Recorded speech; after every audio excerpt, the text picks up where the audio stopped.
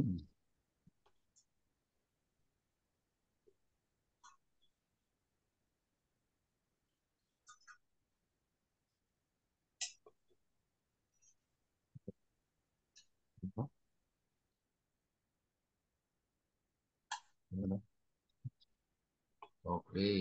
2, 4, 6, 8, 10. Simula po tayo ngayon at magandang gabi, mga kapatid. Tayo po ay dadako na sa Bible History, Lesson 11.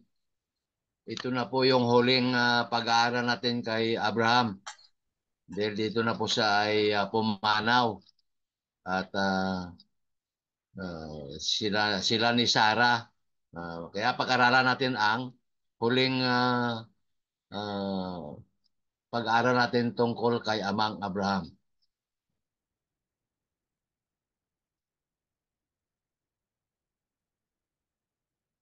Ang background natin, yung mga camel sa desierto kasi yan ang sinasakyan nila nang sila ay naglalakbay.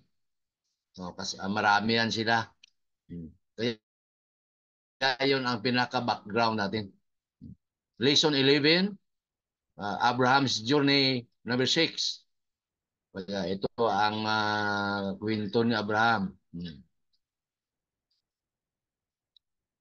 Ito na ang ika-11 pag-aaral natin sa lumang tipan na kwento, history ito.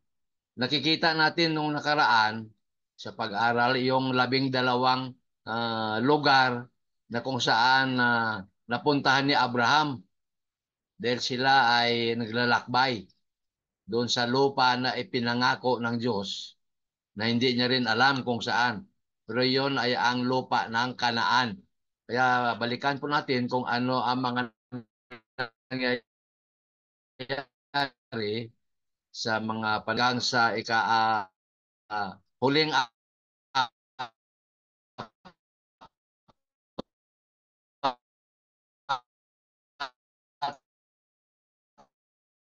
na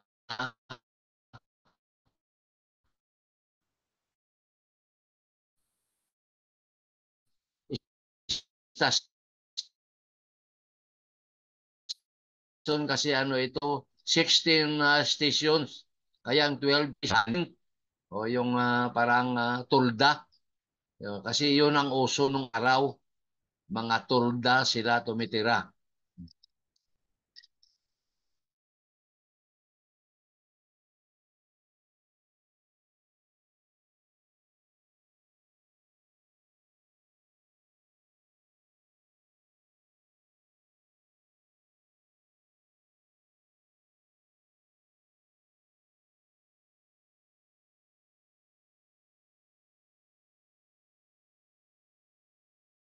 Kaya makikita natin dito na kung saan siya ipinanganak doon sa Ur of Chaldea, yung ipinanganak doon si Abraham. Kasi parang ano ito, review ito ng pinag-aralan natin bago tayo papasok doon sa ating lesson. Yung ikalawang estasyon niya, ito lang summarize ito, Haran. O, makikita doon. Ang pangatlo, Sikkim, yung pinunta niya. Kaya yon ang kanyang paglalakbay mula sa Or hanggang dito sa Haran. Papunta na sila sa lupang pangako, itong Kanaan.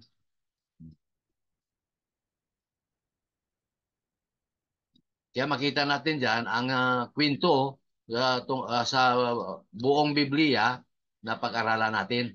Tayo dito pa lang tayo sa Old Testament. Papunta na po tayo doon sa Bagong Tipan. Ito ang kung saan may mga Diyos-Diyosan sila. Kasi yung mga lugar na pinupuntahan nila, naniniwala sila sa mga Diyos-Diyosan. Yung gintong baka na ginawa nila na pinagsambahan nila.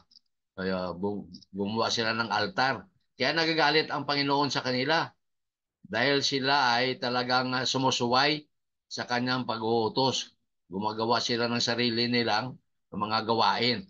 Kaya yung ikalima, yung sa Egypt sila, na kung saan nagsinungaling si Abraham na si Sarah ay kanyang kapatid.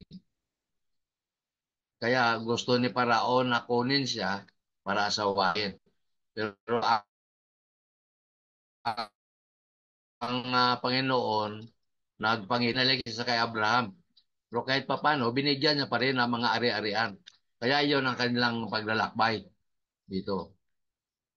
Itong Sikim na ano natin ito, Bethel, gumagawa sila dito ng mga altar at sila ay sumasamba sa Panginoon. Tuwing hinto nila sa isang lugar, gumagawa sila ng altar para sambahin ang ating Panginoon. So, kaya dito na tayo sa pag-aaral natin. Ang ating hinahanga dito na makikita natin, yung pangako na kung saan ito ang pangako ng Diyos sa kay Abraham na kung saan isinali niya na ito sa kanyang anak na si Isaac. At ang ito na ang huling mga araw ni Abraham. Ito na kaya last day na niya ito. Ang makukuha natin dito na pag-aaral, malaman natin ang pagkamatay at paglibing ni Sarah. At yung pagkapanganakan ni Isaac. Dito. Makita natin si Abraham na nakakuha naman ng isang nakakita ng asawahin Isaac. Ang asawahin ni Isaac mula sa kanyang kapatid na si Nahor, mga kapatidan, yung tatay ni Lot, kung natandaan natin, mga kamag-anak ito sa Padan Aram. Ang Padan Aram, isang lugar ito na kung saan, dito ang mga kamag-anak ni Abraham o kanyang mga lahi. Pero ang mga tao dito ay naniniwala sa mga Diyos-Diyusan. Kaya malaman natin dito ang mga huling araw ni Abraham sa kanyang buhay, ang kanyang pamamahay o yung kanyang sambahayan at ang kanyang mga anak na galing kay Ismael. Ito ang ating objectives o dapat nating malaman sa ating pag-aaral nito. Kaya yung covenant series na isinali ni Abraham sa kay Isaac, saka yung pagkamatay ni Sarah sa lugar na ito. Kikita natin yan. Kaya yung nag-away-away, may awayan doon sa mga tauhan ni Abraham saka kay Lot dahil sa mga hayop nila na mahirap ang mga damo. Kaya nag-away-away sila. Saka yung ikapito, yung sa Hebron, dito may mga nangyayari na hindi maganda rito. Dito sa Hebron. Malalaman din natin yan kasi ito parang review ito. At saka yung ikawalong istasyon sa kay Dan, yung pagligtas nila sa kay Lot dahil sinunog nga yung Sodom and Gomorrah na dito sa Hebron, Bandayan, sa mga lugar nito. Kaya kinuha nila si Lot. Ang asawa yan naging asin doon kasi lumingon siya. At saka ikasyam na istasyon doon sa Hebron, bumalik sila doon. May 7 mga bagay na kung saan nangyayari. Itong review ito. Yung mga may mapa tayo dyan.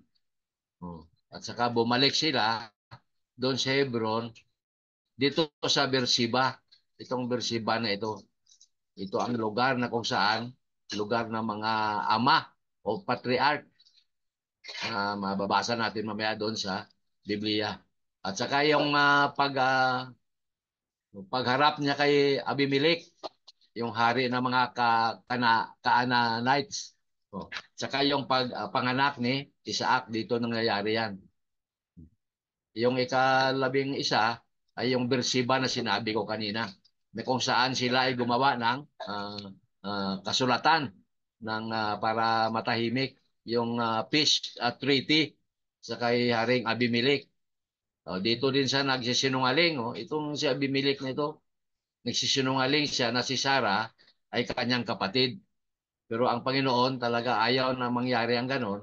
Kaya may panaginip si Abimelech na ibalik mo yan dahil ang babae na yan ay may asawa yan. Kaya binalik niya.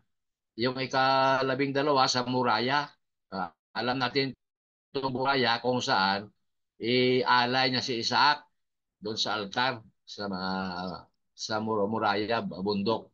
Kaya yan. Sino ba si Haring Abimelech? Yung ang tanong dyan. Si Haring Abimelech, yun ang hari doon sa Kanaan na sinasabi kanina. Oh, saka si Abraham, nagsisinungaling naman dito kay Abimelech. Kung naalaman natin doon sa Genesis 20, doon sabi niya kapatid niya si Sarah. Kaya gusto ni Abimelech na kunin si Sarah kasi maganda. Pero sabi ng Panginoon, hindi maaari kasi may asawa yan. Kaya ibalik mo. Kaya yun ang nangyari. Kasi Abimelech na yan, yung hari ng mga Canaanites na malaman natin. O ito mga huling araw ni Abraham. Yung ika-13 sa Beersheba, yung mga anak ni Nahor. Si Nahor at saka si Abraham, magkapatid yan. Sila ni Haran na ama ni Lot. O kaya na naalaman ni Abraham ang mga anak ng kanyang kapatid. O may na naman ng internet na si Nahor. Sana magawa ito. Kaya si Nahor na ang kanyang apo na si Rebecca, ito ang maging asawa ni Isaac. Kung sa atin ngayon, si Nahor at saka si Abraham magkapatid, kaya pamangkin niya ito si Rebecca na kanyang aasawahin. Oh. Kaya sa kanila nung araw kasi sabi niya, go and multiply. Multiply sila, magpakarami. Kaya yan si Isaac at si Rebecca. Oh. Mga magaganda kasi mga Persian beauty ito sila. Kaya magaganda ang mga lahi nito. Nagustuhan gini Isaac. Kasi kung sa bagay, pamangkin niya, pero ito ay plano ng Diyos para yung seed of the woman magpatuloy. Kung saan doon manggaling ang ating Panginoong Isus. Kaya dito makikita natin ang kanilang pinuntahan at ang pagkamatay ni Sarah dito sa Hebron ito. Saka si Abraham nakabili dito ng isang yungib sa Makpila. Galing ito sa kay Efron na anak ni Suhar para gawin ito libingan ng kanyang mga kamag-anak. Binili ito ni Abraham para doon sila ilibing kung sila ay mamamatay.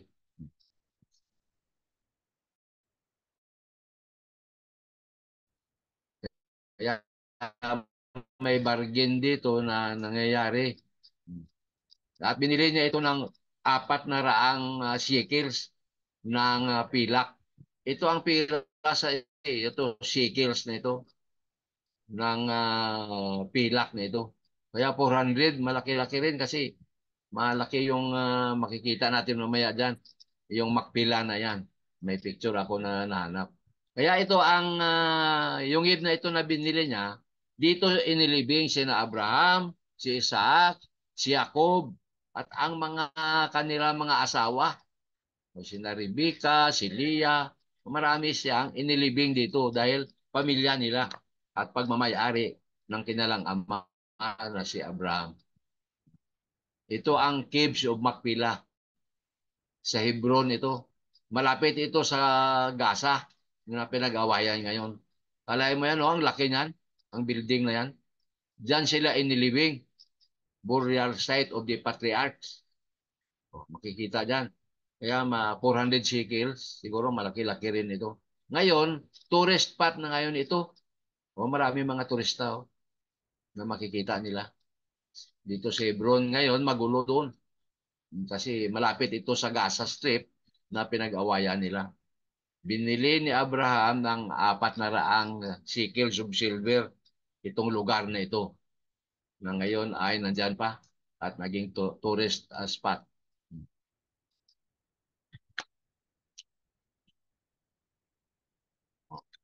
Kaya makita natin dito na ang plano ng Diyos para kay Abraham. Kasi dito na siya mamamatay. Dito sa Hebron na ito, dito sa ilibing sa Makpila na niya. Kaya yung kasunduan nila dapat ay mangyari. O yung biyaya ng paging matanda. O, at ang material na ari-arian ni Abraham. No, kasi yan ang binigay sa kanya ng Panginoon, ang plano sa kanya. O, tsaka yung si Eliezer, ito yung kanyang isang alipin na ito ay isang kanyang lakas din kasi bata pa ito si Eliezer. Kaya siya ay naging alipin ni Abraham kasi uso sa kanila eh. Bibili ka ng alipin para magtrabaho sa iyo o alalay. Saka yung ang lakas ni Abraham ay galing sa Panginoon. Saka nakakita siya ng asawain ni Isaac. Hindi na taga Canaanites, kundi yung kanyang pamangkin among his relatives. Kaya pamangkin niya eh. Dahil magkapatid si Abraham tsaka si Nahor.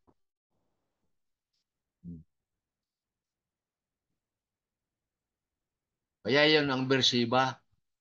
Yun ang ang lugar ng mga patriarchs o yung mga ama natin. Sina Abraham, Isaac, kung sino-sino pa ng mga anak niya.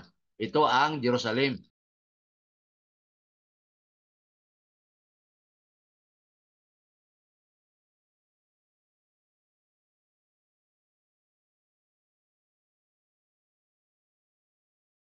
Nawala ulit na dyan.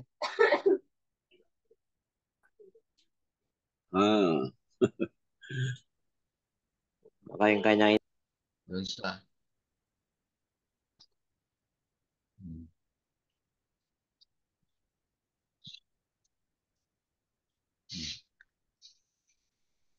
Kaya makikita natin dyan na si Abraham ay talaga siya ang pinili ng ating Panginoon na kung saan manggagaling doon ang tinatawag na binhi ng babae. Doon kung naalaala nyo doon sa Genesis 3, versikulo 15, na may alitan doon yung babae at saka yung diablo o yung ahas. Sabi niya, itong sabi ng Panginoon sa kanya na ang iyong mga lahi, ibibigay itong lupa na ito sa kanila. At magpadala sa ng anghel kung sino ang maging asawa ng kanyang anak dito sa lugar na ito.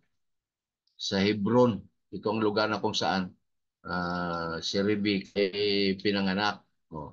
Ito ang kanilang kasunduan. Yung pag-asawa ni Rebecca, ni Isaac at saka ni Rebecca na makita na mabasa sa Genesis 23 hanggang 24 na kabanata. Kasi pinag-ano sila ng Panginoon, plano ito ng Diyos na si Isaac at si Rebecca ay mag-asawa diyan. Napagkasunduan na ito.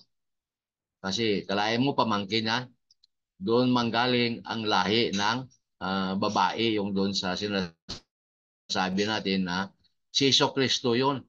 Yung the seed of a woman, si Jesus yun. Kaya pinag-aralan natin kung sino mga tao na mga lahi dito na mangyari. Kaya makita natin dyan na yun ay talagang plano ng Panginoon. At ayaw ni Abraham na si Isaac pupunta doon sa Padam Aram. Oh, ito ang lugar ng kanyang mga kamag-anak. Oh. Bakit ayaw niya? Kasi sila ay sumasamba sa Diyos-Diyusan, yung mga sinanahor. Kaya sumasamba sa Diyos-Diyusan.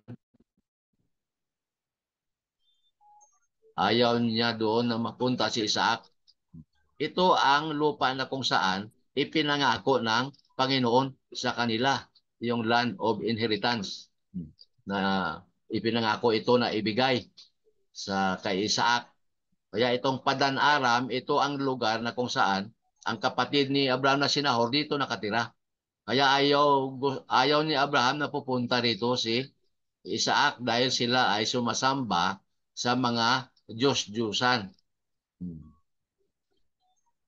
Kaya si Eliezer dito, yung kanyang alipin, oh, yung kanyang katapatan sa kanyang ah, master na si Abraham at sa, siya ay isang servant o utusan siya at kinuha niya yung 10 camel ni Abraham at umalis siya.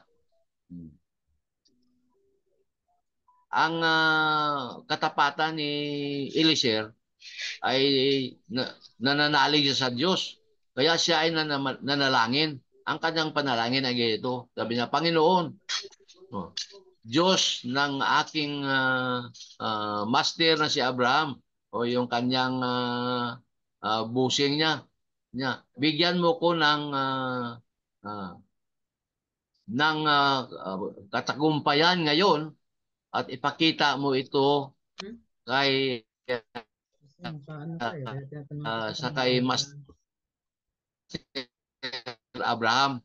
Itong panalangin ang panalangin ito na yung si Isan sundan natin. Itong prayer ni Eliezer. Eliezer, steward of Abraham, prays for a bride for Isaac. Ito ang sinasabi niya. Sabi niya, Panginoon, nabigyan mo po ng katagumpayan itong aking dinadalangin na sana magkaroon ng asawa si Isaac. O mababasa natin dyan sa Genesis 24. Punta natin ito. Basahin natin kasi kunti lang naman ito, parang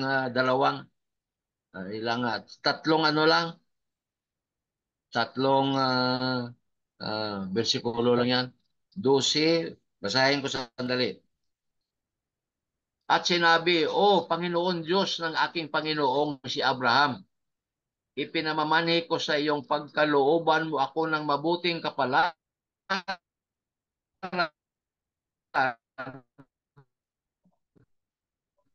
Ngayon at ikaw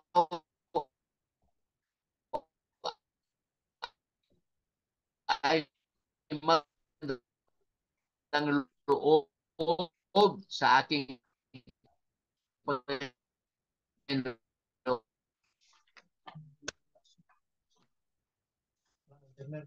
Nawawala siya siguro daw sa ano.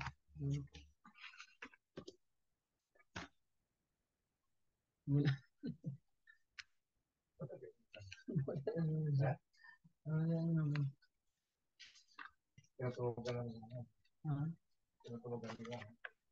Hindi na nakahiga. Sir Asha, nakahiga lang din eh. Nakita siya sa ano.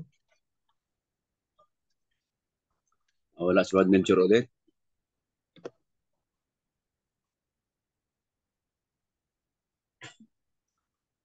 Ay, di andyan siya pero walang sound.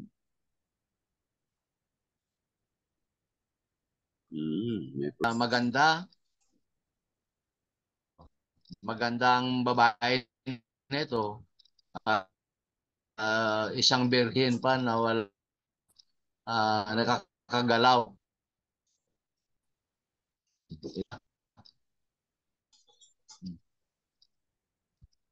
Yun, pamangkin siya yan ang naging asawa na.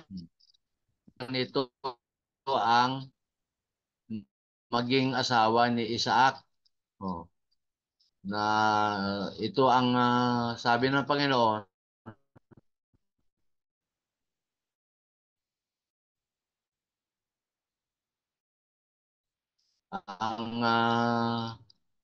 sabi ng Panginoon, sabi niya, ibigay mo huwag mong ipagkait sa akin ito ng kanyang kabutihan at ang katapatan ng aking Panginoon. Ito si Abraham ito.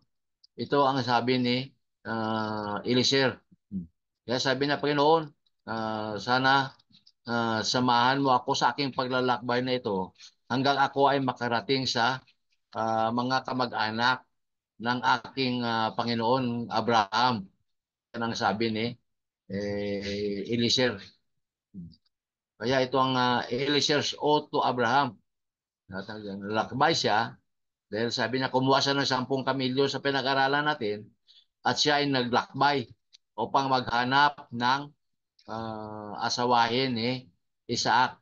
At iyon na rin ang babae na nakainom sa doon sa balon. Nagkipag-inom. Tapos ang mga camel ay kanyang pinainom ni Rebecca. Kaya iyon ang kanyang pangako kay Abraham na maghanap siya ng kanyang asawahin. Kaya makita natin dito, sina Raquel at saka si Leah na ito ang maging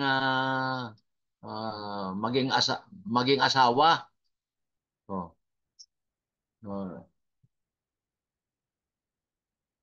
Tsaka sabi niya, ang lakad ko ay natapos na, ang sabi ni Eliezer. Kaya ito si Laban naman at Bethuel's consent. Parang mayroon sila ritong parang hindi magandang relasyon. Kasi makita natin dyan si Laban na ito at saka si Bethuel, makalaman natin dyan, si Laban kapatid ni Rebecca yan. Si Rebecca gusto niya na sasama dito kay Eliezer para maging asawa sa ni Isaac. Kasi plano ng Diyos yan eh. Kaya may mga tao siya na ginagamit upang magpatuloy yan ang kanyang mga plano. Kaya itong mga nangyayari, yung sa Genesis 34, may mga nangyayari dyan na hindi maganda. Dito sa Genesis 31, si Laban, talagang inunahan niya na si Jacob. Dahil ayaw niya na mag-asawa si Jacob dito sa kanyang mga anak. Yan, makabasa natin sa Genesis 31. Saka dito sa Bethel, sa Genesis 35, dito may nangyayari rin na kung basahin natin dyan, kaso buong Genesis yan ng chapter 35. Kaya may mga event lang dyan na sinasabi ang paglalakbay na ito at ang pag-aasawa ni Isaac. Kaya inano na ang kasal. Parang inanda na kasi sumama na si Rebecca sa kay Eliezer. Kaya inano na nilang kasal. Pero nang araw na yon, yung Berlahay-Roy, ito ang lugar na kung saan nagluluksa si Isaac sa kanyang ina kasi namatay na si Sarah. Ito. Kaya nagluluksa sa kanyang ina. Kaya sa respeto naman ni Rebecca kay Isaac, naglagay siya ng bilo, yung parang sa ulo ba talokbong mo yung ulo. Yun ang will. Para respeto yan kay Isaac na nagluluksa. Kaya si Isaac ay ano siya na parang nabigyan siya ng comfort na dahil sa kay Rebecca na dumating. Parang nabigyan niya siya ng magandang damdamin. Comforted. Mahirap. Kaya ito sinasabi niya, naging asawa niya ito si Rebecca dahil mahal niya. Pero sa kapanahunan ngayon sa mga sa kultura ngayon na nangyari, mahalin mo muna para siya ay maging asawa mo. So, pero sa ngayon na mga kultura. Pero nung araw, asawain mo muna siya at mahalin. Iyon ang patakaran nila. Became his wife and he loved her. Pero ngayon, mahalin mo muna sa ating kultura bago mo sa asawahin. Yan ang mga kultura ng mga Israel. Kaya ito nangangulugan na ang pag-ibig ay isang bagay na dapat pag-aralan. At ang pag-aasawa ay isang bagay na tanggapin mo sa iyong damdamin, puso't damdamin At ang pag-aasawa na ito ay isang pagpakita ito na mahal mo ang isang babae. Kaya yan ang nagpakasal sila. Kaya yon ang kasalanan nila. Binasbasan ni Abraham si Isaac at saka si Rebekah. Oh, ang pag-asawa ni Isaac at Rebekah. Kasi binasbasan ni Amang Abraham. Dahil utos ng Diyos ito na dito manggaling ang lahi ni David na kung saan doon manggaling ang seed of the woman na si Panginoong Isus. Sa yun.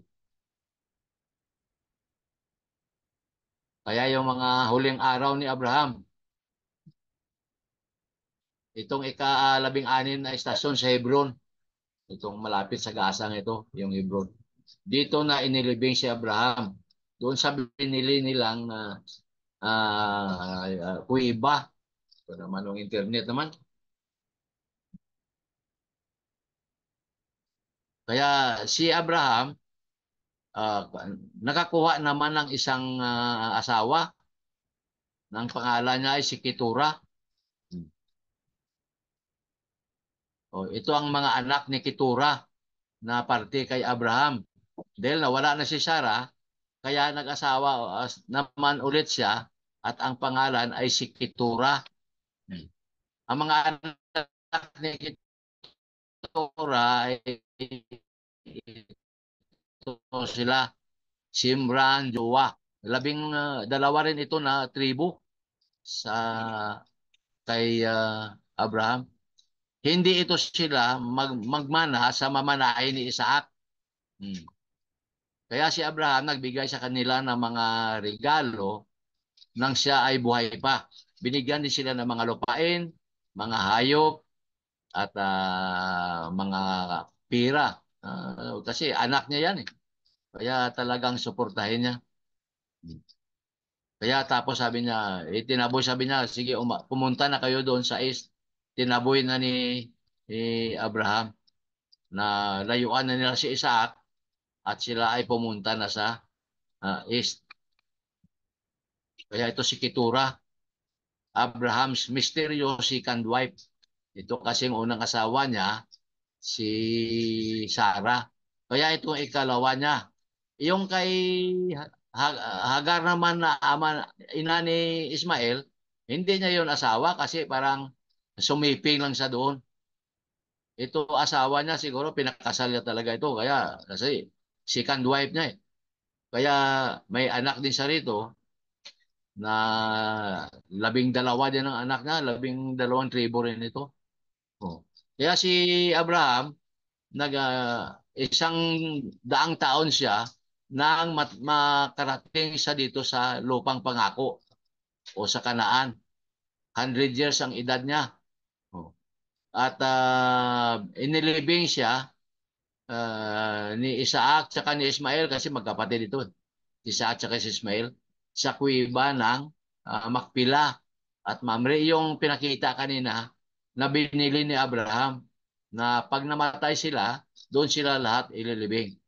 Kaya makita natin dito, ito ang huling araw ni Abraham na ang kanyang buhay ay walang naging problema.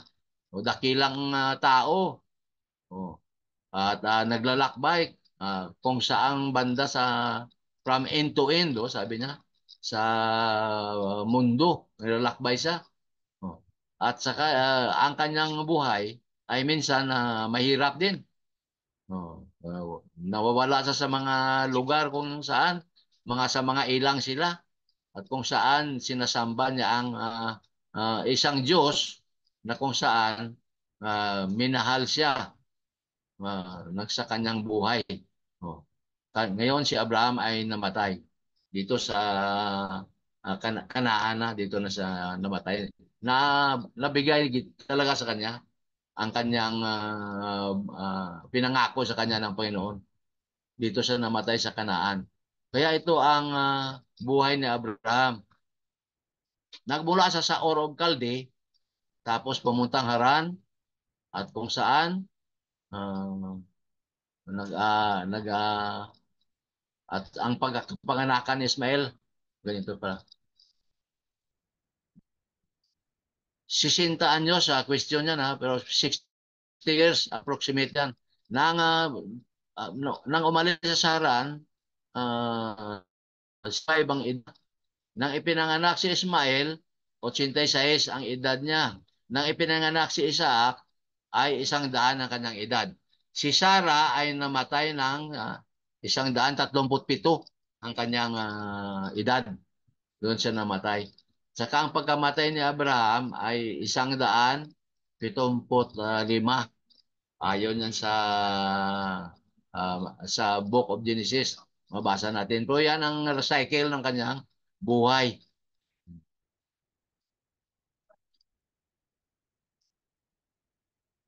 Kaya ang mangyari dyan, si Abraham, siyempre inilibing na siya doon sa kuweba, doon sa Makpila. Ito yung tungkol sa kay Abraham. Na ang pananampalataya ay nagsisimula sa mahabang lakbayin na kung saan hindi mo alam ang iyong pupuntahan. Sa kay Abraham ito, kasi sabi niya, umalis ka dyan sa Ur of Chaldea at pumunta ka sa isang lugar na ituturo ko sa iyo kung saan. Kaya umalis siya. Doon napatunayan ang kanyang pananampalataya. Kasi sumunod siya sa Panginoon. Magandang buhay ni Abraham. Mayaman ang kanyang pamilya. Pero dahil may plano ang Diyos sa kanya, ito ang nangyari. Doon sa Hebreo 11:1. Sa kanyang pananampalataya, tinawag siya ng Panginoon sa isang lugar na hindi niya alam, pangako na ipamana sa kay hindi niya alam kung saan siya pupunta dyan. Internet connection.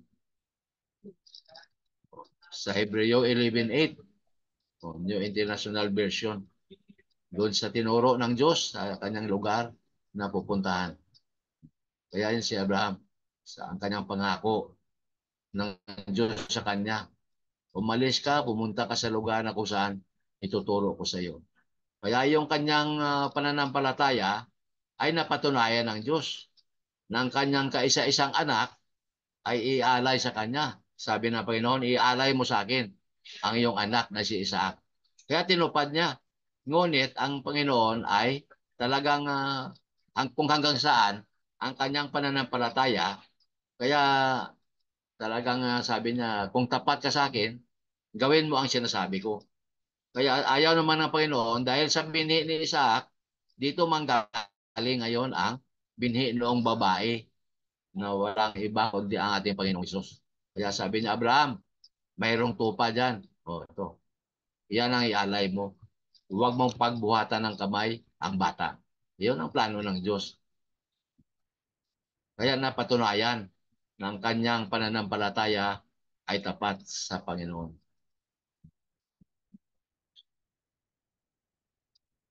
Kaya ang pananampalataya ay napakahalaga sa buhay ng tao, lalo sa atin. Itong sa kanya. Sa pananampalataya ni Abraham, ang kanyang iniwanan niya kanyang bahay at pumunta doon sa lupang pangako na parang isang stranger o parang dumadayo lang siya sa malayong lugar. Siya ay namumuhay sa mga turda o doon sa naninirahan. At ganoon din kay Isaac at kay Jacob na sila ang tagapagmana ng mga pangako na kung saan ibinigay ng Diyos kay Abraham. Umalis siya sa kanyang lugar na magandang bahay na doon, mayaman.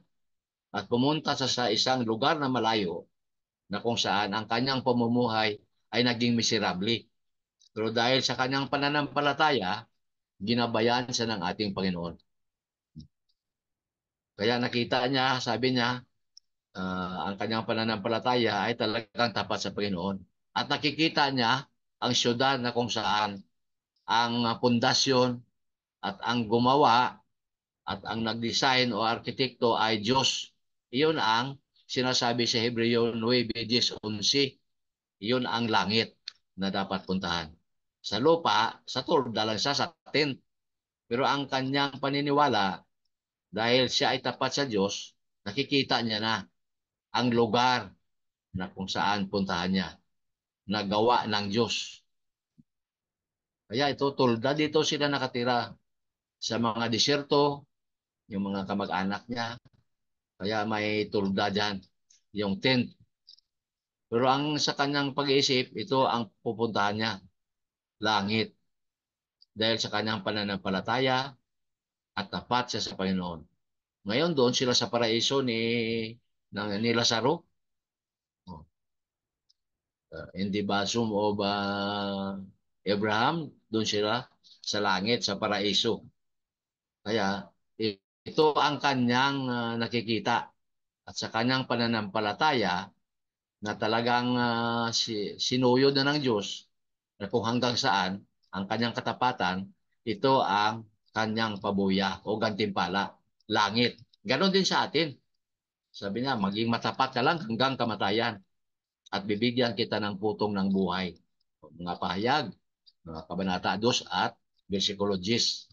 At iyon din ang sinabi niya sa Juan 14, 1:3, na may nakahanda na tahanan para sa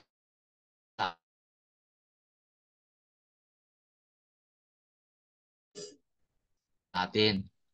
Ito langit, ba ng Diyos. Alam mo, kung ibasahin natin sa Revelation, ang langit, ang daan ay puro ginto at ang pintuan ay puno ng mga mamahaling mga bagay. Kaya yan ang pupuntahan ng mga matapat sa Panginoon. Kaya makita natin na ang pananampalataya ay isang bagay na talaga napakahalaga sa buhay ng tao, lalo na sa atin na mga Kristiyano. O kaya sa pananampalataya, si Abraham ay nagkaroon sila ng anak. O, si Sarah, baog yan. Pero nagkaroon sila ng anak dahil sila ay naniniwala na sila ay ginagamit ng Panginoon. At ang pangako na yan ay alam nila na kanilang makakamit. Kaya bago sa mamatay, nakuha niya na ang pangako, yung Kanaan, yung land of promise.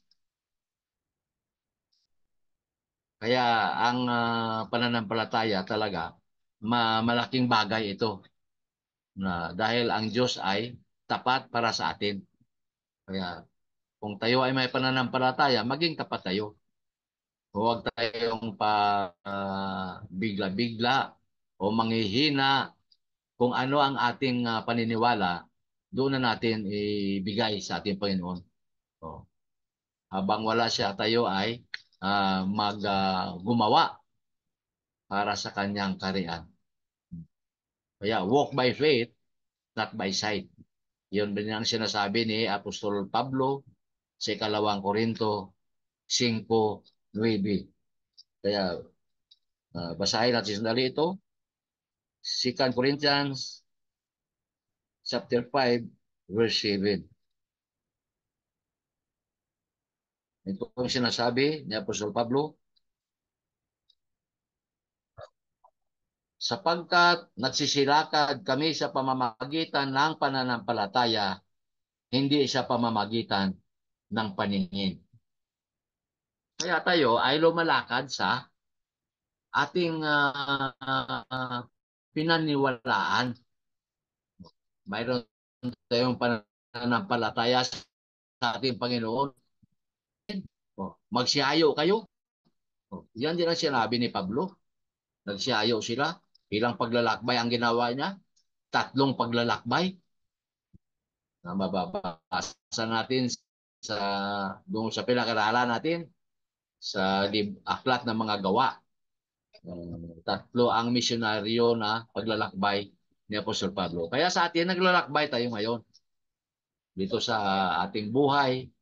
Kaya kung tayo ay naglalakbay, kailangan mayroon tayong pananampalataya. Huwag nating tingnan kung ano man ang mararatnan natin. Basta mayroon tayong tapat na pananampalataya na tulad ni Abraham, kung saan may pangako ang Panginoon sa kanya. Ganon din tayo. Dahil darating ang araw na hindi natin alam kung kailan. Kaya magsilakad tayo na mayroong pananalig, hindi sa paningin natin, kundi buong puso na tayo ay maglingkod sa Kanya. Kaya ang pananampalataya, malaking bagay, lalo na sa atin ng mag-Isanos. Kaya nang siya ay, ah, si Abraham, siya ay talagang tinistingan siya ng Panginoon kung hanggang saan ang kanyang pananampalataya.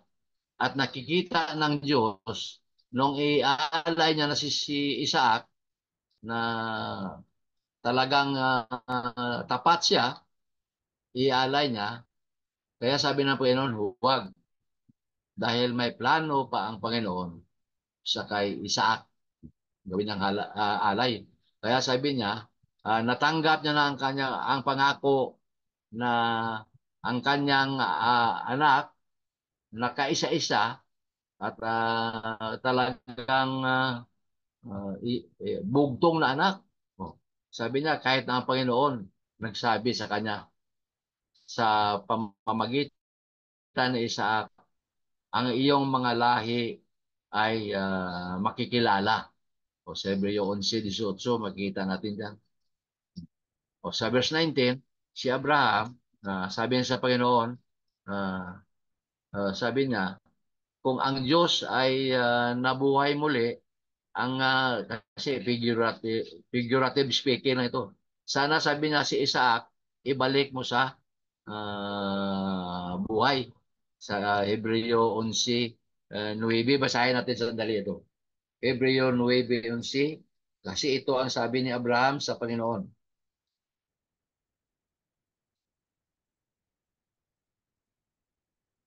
Ang 19. Hebreo 19. 11:19. Ito ang sabi, sapagkat ng salita na Moises ang bawat utos sa buong bayan, ayon sa kautosan, ay kumuha ang 9. Ano pala? 11. 11. 11. 19. Mali pala yun. Sorry.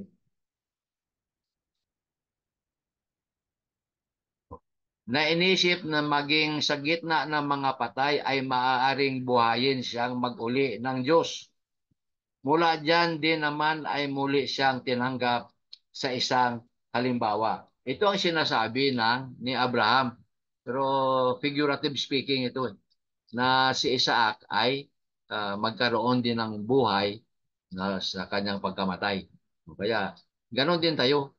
Si Kristo ang panganay sa mga namatay, nang siya ay namatay, inilibing, ay nabuhay muli. Dahil siya ang panganay, tayo na mga anak niya na mga nabubuhay, tayo ang susunod. Kaya ganun din ang mayari kay Isaac, na sabi niya, alam ni Abraham na ibalik niya si Isaac mula sa kamatayan. Ganun din tayo, mabuhay tayo muli pagdating ng ating Panginoon. Babangon ang mga patay, at ang mga buhay ay aagawin. Pero bago tayo husgahan, palitan yung ating katawan. 1 Corinthians 15, chapter 53 hanggang 57. Mabasa natin yan. Bago tayo husgahan, dalhin sa langit o sa impyerno, papalitan ng incorruptible body. Yun ang spiritual body na hindi mamamatay. Kung doon ka sa impyerno, hindi ka na mamamatay doon. 24 hours ka sa dagat-dagatang apoy. Sa araw na yan. Kung sa langit ka naman, hindi ka na mamamatay. Dahil incorruptible body na, spiritual na tayo. Kaya iyan ang ating dapat tandaan. At dapat nating asahan na sa kanyang pagbalik, tayo ay kanyang dadalhin doon sa Ama. 1 Corinthians 15 verse 24. Ibalik niya ng kaharian sa Ama. At ang kaharian na iyon ay ang kanyang iglesia, na kung saan dito tayo ngayon nabubuhay, tayo ay lumalakad sa mamamatay. Walang material ito. Maliban na sa pagdating ng Panginoon, tayo ay aagawin ng mga buhay. Kung sabi sa Hebreo 9:27, sabi niya, nakatakda na sa tao na mamatay ng minsan at pagkatapos nito ay ang paghukom. Mamatay tayo minsan lang. Kaya siguruhin natin na bago tayo mamamatay, tayo ay mapasama doon sa Panginoon. Kaya walk by faith, not by sight. Yun ang sinasabi ni Apostol Pablo. Maglakad tayo na may pananalig at may pananampalataya sa ating Panginoon. Kaya sa summary natin, ito ang quick survey of Abraham's life. Yung kanyang madalian na pag sa kanyang buhay, kung paano natin ihambing ito. Ang pananampalataya ay yung sa kanya na sinabi ng Panginoon, hindi niya alam kung saan sa pupunta. Kasi sabi niya, umalis ka dyan sa lupa mo, dyan sa Ur of Chaldea, at pupunta ka sa lupa na ituturo pa sa iyo. Hindi niya alam kung saan. Pero sa kanyang pananalig, siya, kaya pananalig. Oh. Kaya ikaw naniniwala na tatanggap ka. Pero ito ay hindi mo pa natanggap. Tulad ngayon, tayo ay buhay pa, walk by faith not by sight, may paniniwala tayo na pagdating ng Panginoon, iyon na ang pagbibigay sa atin. Kasi hindi pa natin natanggap ito. Itong kung bakit tayo ay may tiwala at may pananampalataya ito sa Diyos. Dahil buhay pa tayo, darating ang araw na ito ay matanggap natin. Judgment Day. Yun ang sinasabi dito. Kaya ang pananampalataya ay naniniwala na walang imposible na ito ay hindi mangyari. Dahil ang pananampalataya ay isang bagay ito na ang Panginoon, siya din mismo ang magbuhay o bubuhayin niya ang mga namatay at bigyan niya ng buhay ulit o yung incorruptible body. Kaya si Abraham naniniwala dito na ang kanyang anak na si Isaac ay bigyan din ng na mabuhay muli sa pagdating ng ating Panginoon. Kasama na sa doon sa 1 Corinthians chapter 15 verse 24 sa kaharian ng Diyos dito sa lupa. Kaya yan si Abraham, makikita natin. At ang kanyang pananampalataya ay kalahin mo na sa apoy. Faith of Abraham is on fire. Kasi marami siyang talagang mga nangyayari sa buhay niya. Pero siya ay talagang napatunayan na ng Panginoon ng kanyang pananampalataya at ang paniniwala sa Diyos ay totoo. Kaya maraming mga pagsubok. Kaya sa atin maraming pagsubok pa ang darating. Hindi lang ito ngayon. Darating pa ang mga araw na kung saan kung tayo ay manghihina, ay pagsubok yan. Kailangan maging tapat tayo. Patuloy lang tayo sa ating mga gawain dahil mayroon tayong pagpupuya pagdating ng ating Panginoon. Kaya itong mga si Abraham, yung kanyang anak, yung 12 anak ni Ismael, ito, tribal rulers din ito. Si Ismael ay nabuhay ng 137 taon. 137 years na siya, namatay siya. Ang kanya mga talahi o lahi niya ay doon parte sa southern part ng lupa nito ng Israel. Ang southern part, parte Saudi yan, mga Arabo o mga Arab. From Kabila to Shore na malapit ito sa Ehipto. Ito ang mga lahi ni Ismael At at kung saan sila pala itong nagbinta sa kay Jose, no, sa na maging alipin doon sa Egypt. O, ito mga kalahi na ito. Sila ang bumili o pala kay Jose at bininta nila ito na maging alipin sa Egypto. Mga negosyante, kita mo mga Arabo ngayon, mga negosyante yan. Yung parte sa India, may Arabo din dyan. Kaya yan, ano lang, mga Arabo, ganyan sila. Kaya ito ang mga lahi ni Abraham sa kanyang anak na si Isaac. O, mula dito si Abraham, ang anak niya sa kay Sarah, makikita natin ito ay si Isaac. Tapos si Isaac, anak ito ng kambal, si Jacob tsaka si Esau. O, ang sakay Hagar naman, yung una pag-aralan natin, ito ay si Ismael. Ito ay yung mga kalahi niya, mga Arabo o Muslim. At saka yung kay Ketura naman na pangalawang anak ni asawa ni Abraham, may anim sa doon na mga anak. Ang iba ay mga lahi ng Arabo. Ang iba ay mga Indiano. Ito pala sa kay Ketura. Oh. Ngayon sa kay Jacob naman, dito ngayon nagmula ang 12 tribo. Makikita natin dito na kung saan dito sa kay Haring David manggaling ang binhi na ito na ang walang iba kundi si Hesus Kristo. Ito ay yung seed of the woman na sinasabi natin doon na pag-aralan sa Genesis chapter 3 verse 15. Kaya ito ang 12 lahi na kung saan si David dito nagmula at ang ating Panginoon sa lahi ni David.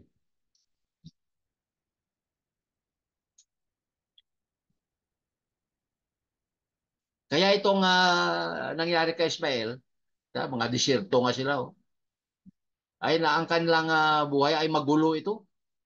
Magulo. Oh. At gusto nila makipag-away sa mga bansa sa habang panahon. At ang kwento nito ay totoo. Totoo na ito kasi ang away doon sa Israel, sa Iran. Ang Iran na Muslim yan. Lahi ni Ismael yan. Yung Palestinian, Muslim yan, lahi din ni Ismael yan. Kaya nag-away-away sila. Talagang mandirigma ito ang lahi ni Ismael, mga Arabo. Oh. Wala silang nasyon na sarili. Oh. Tamo kung saan-saan na sila. Buti na ngayon, buti ang Palestinian na bigyan na ng na kinikilala na sila na isang bansa. O si Isaac ay mayroong isang nasyon talaga na ibibigay sa kanya, ang Israel. Ito ang pangako ng ating Panginoon sa kay Abraham na uh, pa, sa kay Isaac na ibigay.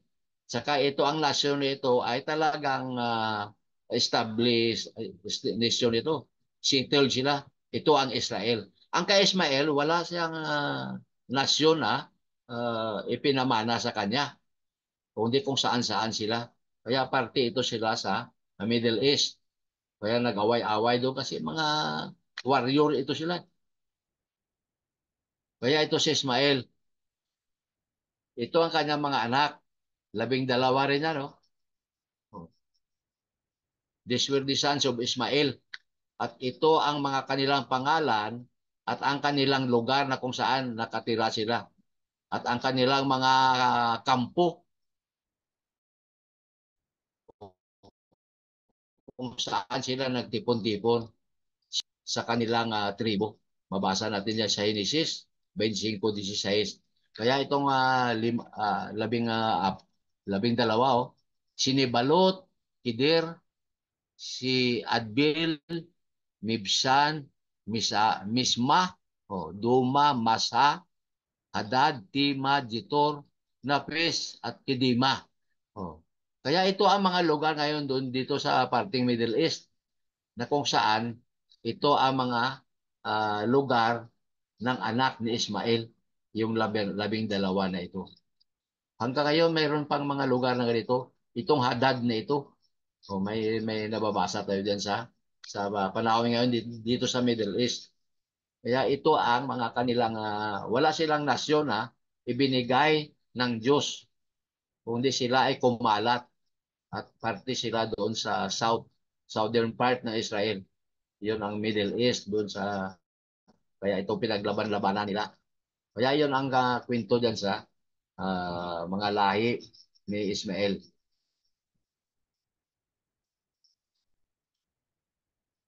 Kaya ito ngayon nangyayari.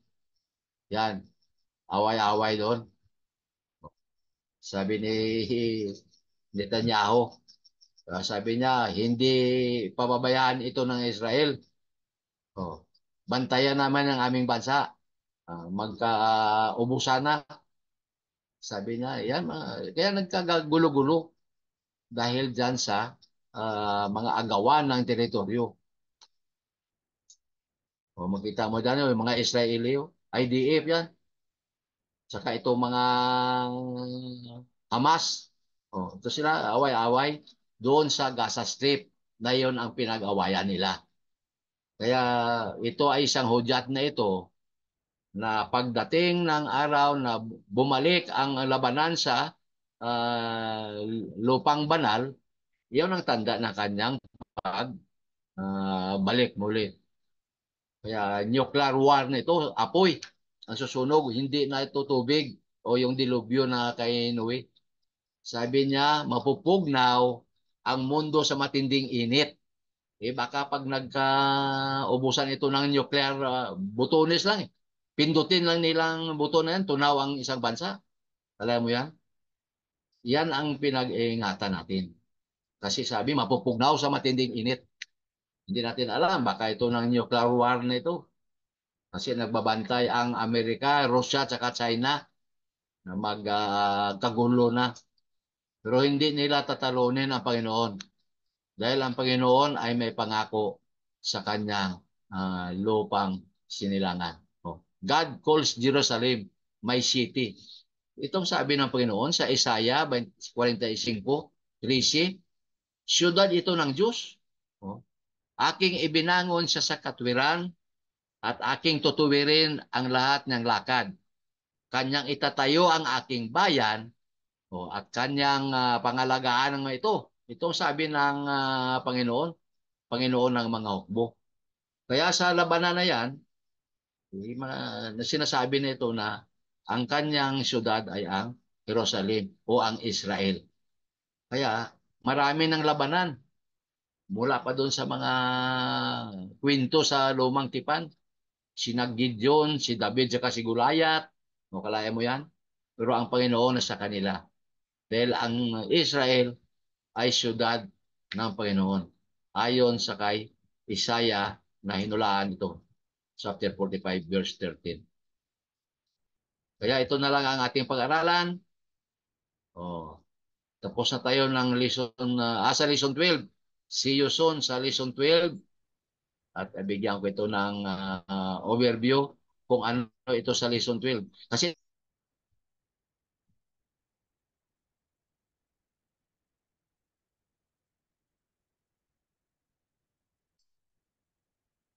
Wala. Nawala na. Naputol na siya.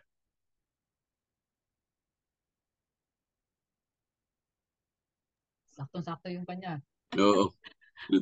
Review na lang sana. Review na lang sana. Wala ulit. Sayang hindi tayo nakapagpa-picture. Nakalib na si Brother Emil at saka si Brother Daniel. Ay, sayang.